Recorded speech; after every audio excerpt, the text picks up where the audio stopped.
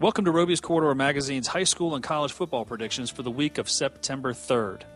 The Midlothian Trojans stumbled out of the gate last week with the season-opening loss against Freeman.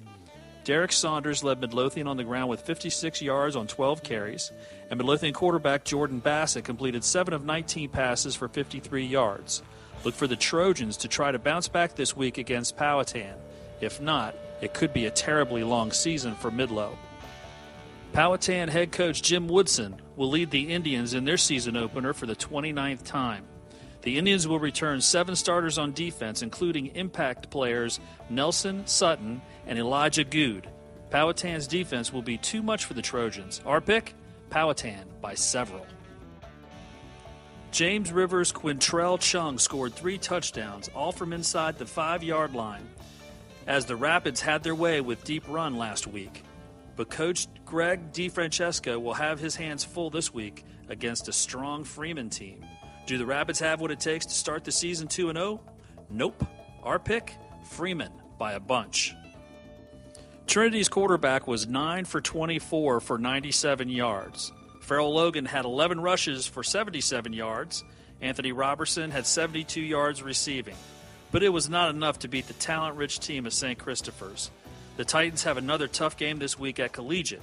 Kickoff is at 4 o'clock.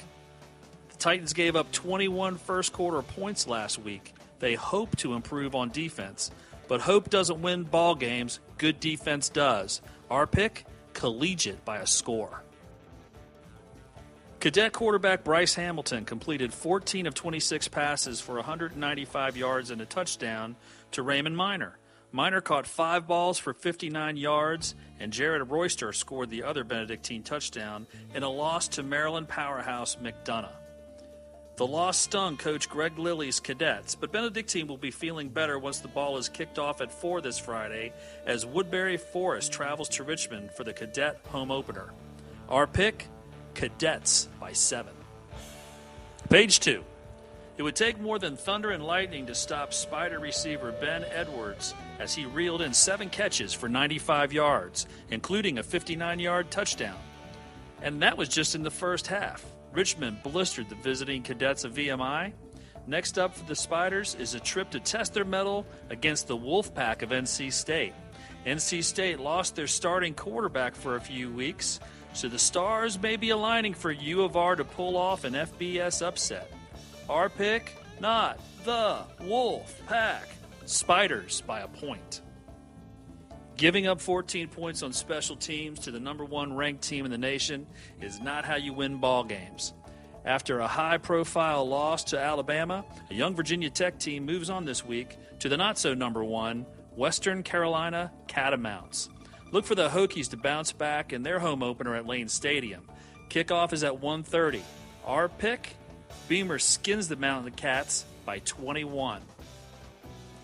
Mike London's Cavaliers didn't play a pretty game against Brigham Young, but they won at home despite not having the support of many Who fans who left after the weather delay. This weekend, London and the Who's travel to the Pacific Northwest to take on third-ranked Oregon Ducks. A little wind and rain won't make the Duck fans leave their seats. Why? Because the Ducks ooze speed, and in football, speed is victory. Our pick, the Ducks by 3 scores, even if it is a hot and sunny day. The Yellow Jackets of Randolph-Macon open their season at home against John Hopkins at 1 p.m. on Saturday. Macon's head coach, Pedro Aruza, has many returning skill players and linemen. It should be a dream season for the Jackets. Our pick, Pedro by 2 touchdowns. Enjoy the second weekend of football in the Robious Corridor. Check back for next week's preview and more picks. Thank you for listening. Thank you for reading Robious Corridor Magazine.